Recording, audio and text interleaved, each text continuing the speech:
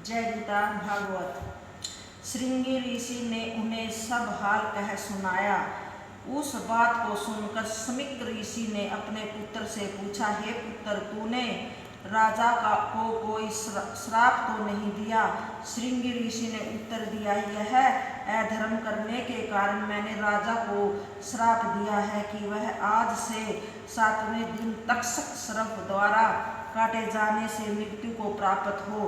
श्रृंगी ऋषि के ये वचन सुनकर समीक ऋषि क्रोध करके अपने पुत्र से बोले, अरे मूर्ख, तूने बहुत बुरा काम किया है। तूने ऐसे धर्मात्मा राजा को श्राप दिया है जिसके राज्य में अभी तक कलयुग प्रवेश नहीं कर पाया था। कौरवों एवं पांडवों के वंश में यही एक ऐसा राजा है जिसके राज्य में हम सब ऋषि मुनि ब्राह्मण आदि अयतन आनंद पूर्वक रह रहे हैं।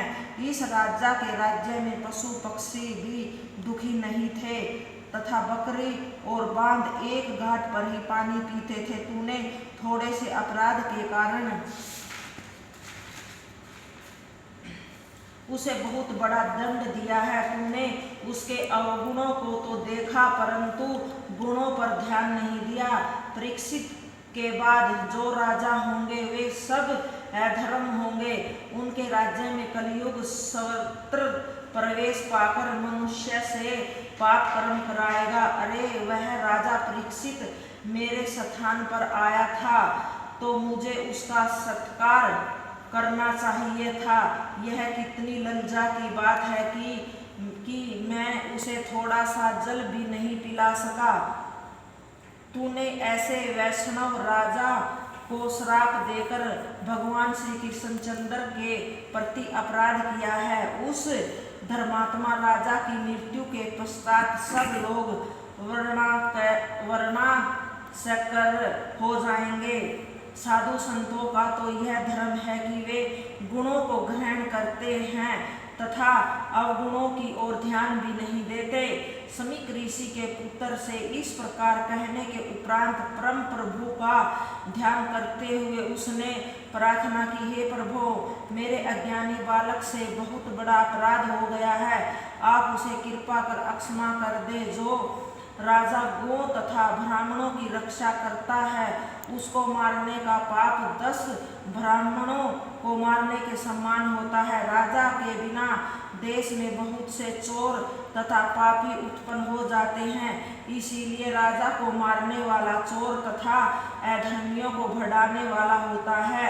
इस प्रकार ऋषि ने परमेश्वर की प्रार्थना करके अपने मन में यह निश्चय किया कि राजा परीक्षित के पास इस श्राप का समाचार भेज देना चाहिए ताकि वह अपना परलोक सुधारने का कोई उपाय कर सके।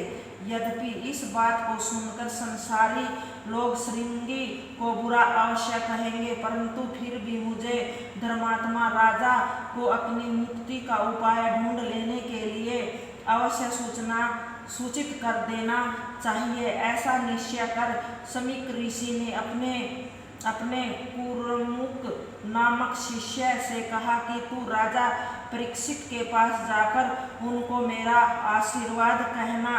तत्पश्चात उन्हें यह भी बताना कि श्रृंगी ऋषि ने आपको 7 दिन के भीतर तक्षक के काटने से मृत्यु होने का श्राप दिया है। अतः आप अपनी मुक्ति का कोई उपाय ढूंढ लें।